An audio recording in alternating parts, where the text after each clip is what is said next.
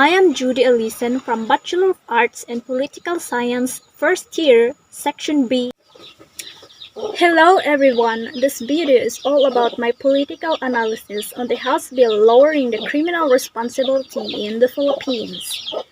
Based from the article I have read by Manila Bulletin published October 16, 2021 at 2:29 p.m., juvenile delinquency has always been a problem plaguing in the country. In calls to change the juvenile justice law in Congress have started this past few years. There are already pending bills in the House of Representatives that aim to amend the Juvenile Justice and Welfare Act of 2006, our Republic Act 9344. And this includes the call to lower the age of criminal responsibility to 12 years old and even down to 9 years old. The pending bills in the lower house seek to expand the scope of reinformation and rehabilitation of children in the conflict with the law and strengthen the social and reintegration programs under RA 9344. Under RA 9344, the minimum age of criminal liability is 15 years old, and this means that those within the age of 15 to 18 years old may be detained in youth centers and go through rehabilitation programs, while those under 15 years old are exempted from criminal liability but must undergo intervention.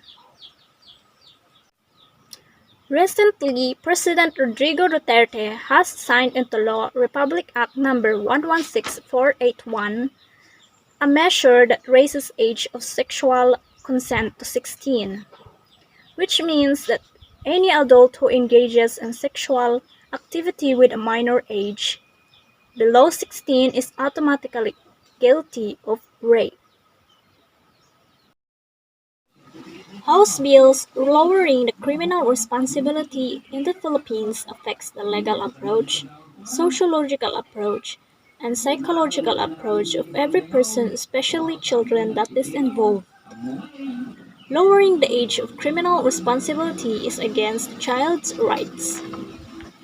According to the statements attributed to Ms. Lota Silwander, representative of UNICEF Philippines in Manila, January 18, 2019, UNICEF is deeply concerned about ongoing efforts in Congress to lower the minimum age of criminal responsibility in the Philippines below 15 years of age. The proposed lowering vary from 9 and 12 years old and goes against the letter and spirit of child's rights. There is a lack of evidence and data that children are responsible for the increase of crimes committed in the Philippines. Lowering the age of criminal responsibility will not deter adult offenders from abusing children to commit crimes. Sadly, lowering the age of criminal responsibility is an act of violence against children. Children in conflict with the law are already victims or circumstances mostly because of poverty and exploitation by adult crime syndicates. Children who are driven by adults to commit crimes need to be protected, not further penalized. Instead, they should be given a second chance to reform and to rehabilitate. In psychological approach, scientific studies show that the brain function reaches maturity only at around 16 years old, affecting children's reasoning and impulse control.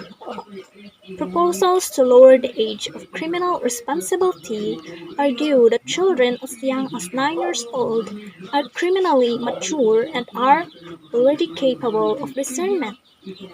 If this was the case, then why is the legal age to enter marriage, legal contracts, and employment in the Philippines is at 18 years of age. A 9-year-old child that has not yet been reached the age of puberty and their brains are not developed to understand the consequences of their own actions. Detaining children will not teach them accountability for their actions. In order to maximize their potential to contribute to nation building, children must grow up in a caring, nurturing, and protective environment. This requires parenting supports, programs, and access to health, education, and social services, as well as the child-sensitive justice and social welfare systems. Branding children as criminals removes accountability from adults who are responsible for safeguarding them.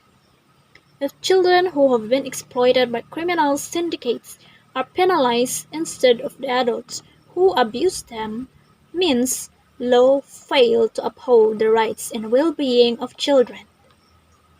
If people and law fail to understand the underlying reasons how and why children commit crimes, we as adults fail the children of this nation as well. That's all for today's video. I hope you enjoy. Thank you for watching.